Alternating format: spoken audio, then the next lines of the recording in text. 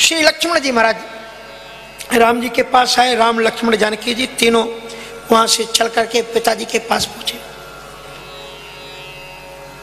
पिताजी ने जब राम जी के साथ में, दशरथ जी ने जब राम जी के साथ में खड़ी हुई सीता को देखा तो चीख उठे दशरथ जी। सीता को गोद में बैठा दिया, बेटा ऐसा मत करो। जिस समय मैं तुम्हें विदा लेकर के आ रहा था, मैंने तुम्हारे पिता दशरथ जी को, जनक जी को वचन दिया है कि तुम्हारी बेटी को दुख नहीं आने देंगे, तुम वन को मत जाओ। दशरथ जी सीता जी को देख करके रोते हैं। और उसके बाद में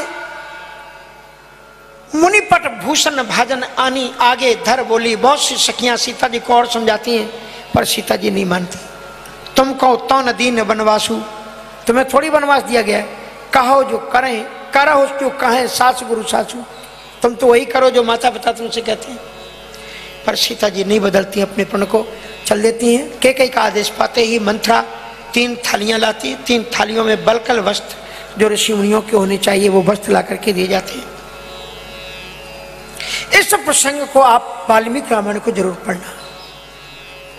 ये दशरथ जी ने जो विलाप किया है सीता जी के लिए, जो व्यवस्था की है, कितनी साड़ियां, कितनी चीजें सीता के लिए साथ रखवाई हैं।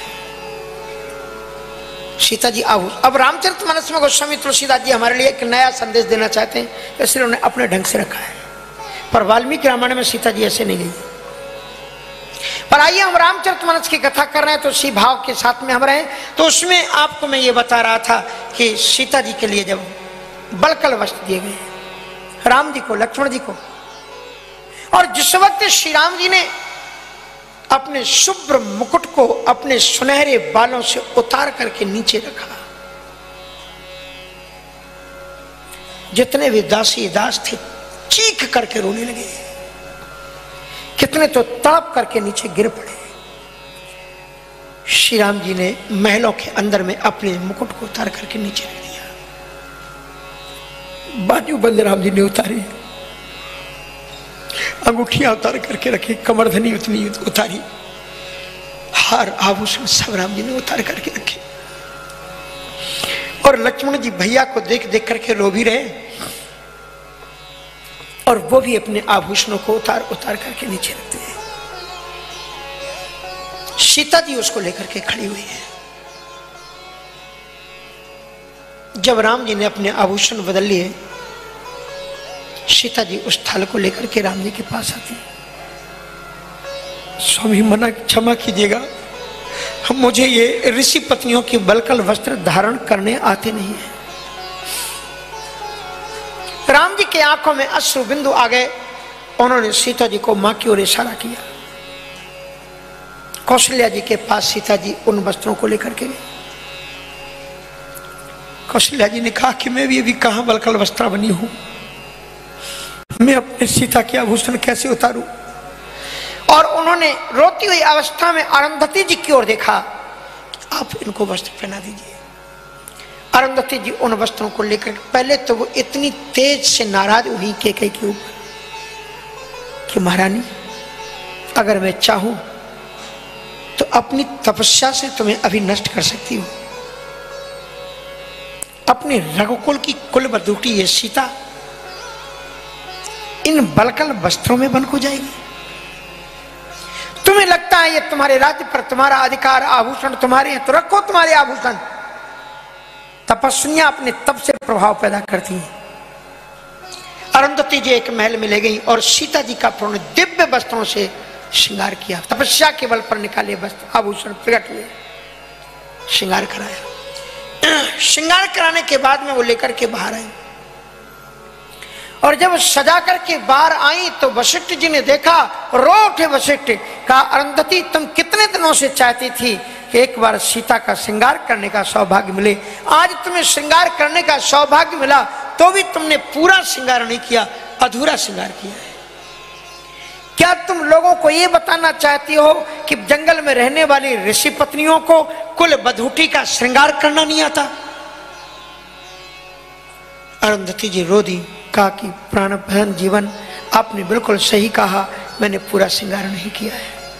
क्यों नहीं किया? क्या जिस वक्त में सीता का श्रृंगार कर रही थी उसी समय मेरे इस भवन में प्रकाश हुआ, और जब मैंने प्रकाश की ओर देखा तो वहां पर मेरी बड़ी दीदी अनसुईया जी प्रकट हो गई। अनसुईया जी ने प्रकट होकर के मेरे हाथ को पकड़ लिया, कहा बहन तुम्हें ये सौभाग्य मिला है श्रृंगार करने का, आधा तुम श्रृंगार कर लो और आधा छोड़ दो। जब सीता मेरे आश्रम पर आएगी आधा श्रृंगार मुझे करने का अवसर देना, आधा मैं श्रृंगार। और इस प्रकार से सीता जी का तीनों आ गए। और फिर ऐसे राजीव लोचन श्री राम जी जब चलने लगे, ऐसी झांकी भी ये बन की जो आप वनों में आप देखते हो ना, ज्यादातर मंदिरों में यही झांकी होती है। मेरे राम जी की झांकी बड़ी प्यारी। मेरे राम जी, लक्ष्मण जी और जानकी जी तीनों चले। दशरथ जी तड़प उठे, दौड़े राघव की ओर, लेकिन बेसुध होकर के जमीन पर गिर पड़े।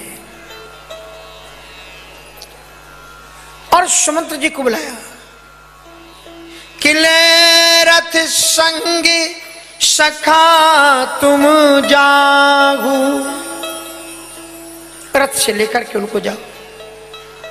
और तुम मेरे स्वभाव को जानते हो कि मैं राम के बिना रह नहीं सकता। बन दिखाए सुरसरिया भाई। सुमंत्र जी महाराज आए, रथ तैयार किया। राजीव लोचन राम, श्री किशोरी जी, श्री लक्ष्मण जी आगे को बढ़ते हैं। महलों के अंदर किसी के चीखने की, किसी रोने की आवाज आई। पलट करके राम जी ने जो देखा तो माता कौशल्या जी कुछ लेकर के दौड़ी चली आ रही है। कौशल्या जी के एक हाथ में धनुष बाण है और एक हाथ में कुछ और है, लेकर के आ रहे। और कौशल्या ने राघव से रोते रोते एक निवेदन किया कि हे रघुनंदन, तुम लक्ष्मण और मेरी पुत्र वधू सीता भी तुम्हारे साथ वन को जा रहे हैं, इसलिए जरा चलते चलते ध्यान रखना कि तुम तो पहले भी वन में कभी गए हो, तुम्हारी कोई चिंता नहीं, लेकिन मेरी बहू तुम्हारे साथ जा रही है।